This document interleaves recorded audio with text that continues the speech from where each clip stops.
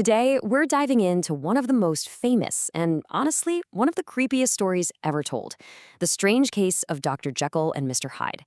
It's this incredible story that basically peels back the layers of a man's soul, and what it finds hiding inside is, well, a monster.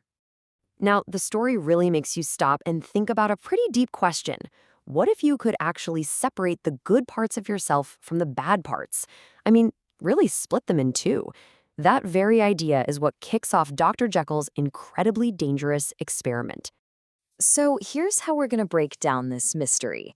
First up, we'll look at a sinister first clue. Then, things get serious with a shocking murder. After that, we'll investigate the doctor's strange disappearance, uncover the laboratory's secret, and finally, get to the final confession. Let's get started. Okay, so let's start with that first clue. Picture this. We're on the foggy, gaslit streets of Victorian London, and our guy through this whole mess is a lawyer, a very proper guy named Mr. Utterson. He's about to hear a story that's going to stick with him, and not in a good way. So Utterson's friend, a guy named Enfield, tells him about this absolutely awful thing he saw. There's this strange, small man who just walks all over a little girl in the street, just tramples her. And to make the angry crowd go away, this guy offers to pay the family. He ducks into a strange door and comes back out with a check. And this is where things get really weird. The check is good, it's real, but the name signed on it isn't the cruel little man's. Nope, the signature belongs to someone Utterson knows very well, a good friend he really trusts, the kind and respected Dr. Jekyll. Now this is really bugging Utterson, So he goes and looks at Dr. Jekyll's will. And what he finds is super strange. It says that if Dr. Jekyll dies, or even if he just disappears for 3 months, everything he owns goes to this same Mr. Hyde. So this is the million-dollar question, right? Why on earth would a good, kind doctor leave all of his money to a violent, awful person like that? It just doesn't make any sense. And Utterson, he becomes completely obsessed. He has to find out who this Mr. Hyde really is. All right, so things go quiet for about a year, but don't get comfortable. The mystery is far from solved. In fact, it's about to get a whole lot darker. A crime is coming that is going to shake London to its core. So, a year later, a maid is looking out her window at night, and she sees something truly horrifying. It's Mr. Hyde, and he's brutally beating a kind old politician to death in the street, Sir Danvers Crewe. The violence is it's insane. And now, the police have a name for their killer, Edward Hyde. Of course, Utterson goes straight to Dr. Jekyll.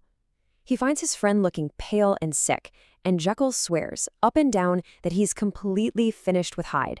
To prove it, he gives Utterson a letter that he says is from Hyde, promising he's gone for good. But Utterson, he's a lawyer, right? He's suspicious. So he asks his clerk, who's an expert in handwriting, to take a look at the letter. And what they find is a bombshell. The handwriting in Hyde's letter is almost exactly the same as Dr. Jekyll's. There's only one conclusion. Jekyll wrote the letter himself to protect a murderer. So with Mr. Hyde on the run and out of the picture, Dr. Jekyll seems to come back to life. He's out with friends, he's happy, he seems like his old self again. But this good period doesn't last long. And when things go bad again, they go really bad. Let's look at how quickly this all falls apart. For a couple of months, Jekyll is great. He's social, he's happy. Then, boom, he locks himself away and won't see anybody. And right around the same time, their other friend, Dr. Lanyon, gets some kind of terrible shock, gets really sick, and then he dies. And then there's this super creepy moment. Utterson and Enfield are walking by Jekyll's house, and they see him sitting at his window. They shout hello, and he smiles for a second. But then his face just changes. It twists into this look of pure horror. And he slams the window shut and is just gone. Okay, this is it. The final act. One night, there's a frantic knock on Utterson's door. It's Poole, Dr. Jekyll's butler, and he is terrified. He's absolutely convinced something awful has happened to his boss, and he begs Utterson to come with him, right now. Poole's theory? He thinks his master, Dr. Jekyll, has been murdered. For days now, there's been someone locked inside the laboratory, but the voice they hear from inside, it's not Jekyll's voice. And this person is constantly crying out for a certain kind of chemical, and every time Poole brings one, he yells that it's not the right one. So, fearing the worst, Utterson and Poole grab an axe and they break down the door. Inside, it's quiet. And Dr. Jekyll is nowhere to be found. Instead, lying on the floor is the body of Mr. Hyde.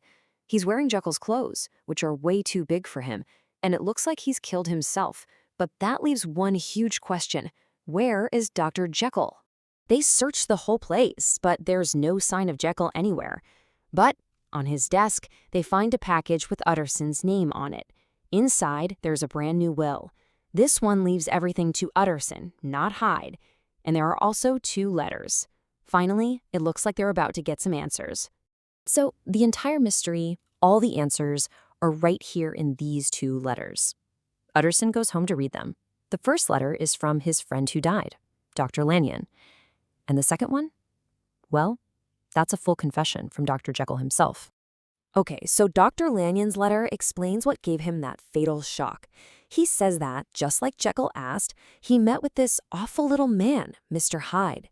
Then, right there in front of him, Hyde mixes some chemicals, drinks the potion, and Lanyon watches him just transform. His whole body changes horribly, twisting and growing, until Mr. Hyde is gone. And standing in his place, it was Dr. Jekyll. So, what was this potion? Dr. Jekyll's confession explains everything. He felt like he had 2 sides to his personality, a good one and a bad one, and he wanted to separate them. So he created this drug. When he drank it, he became Mr. Hyde. Hyde was the purely evil part of him, who could go out and do terrible things while Dr. Jekyll's reputation stayed perfectly clean. But as you can imagine, the experiment went completely wrong. The more Jekyll became Hyde, the stronger Hyde got. Soon, Jekyll started turning into Hyde even without drinking the potion. Then, to make things worse, he ran out of the special chemical he used. He found out the original batch had some kind of secret impurity that made it all work, and he couldn't find it again. He was trapped as Mr. Hyde, a wanted murderer with no way back. So, he killed himself. So, in the end, Dr. Jekyll's big experiment to get rid of his evil side actually ended up destroying him completely. And his story leaves us with a really tough question to think about. Are we really ready to face the darker parts of ourselves? What would you do?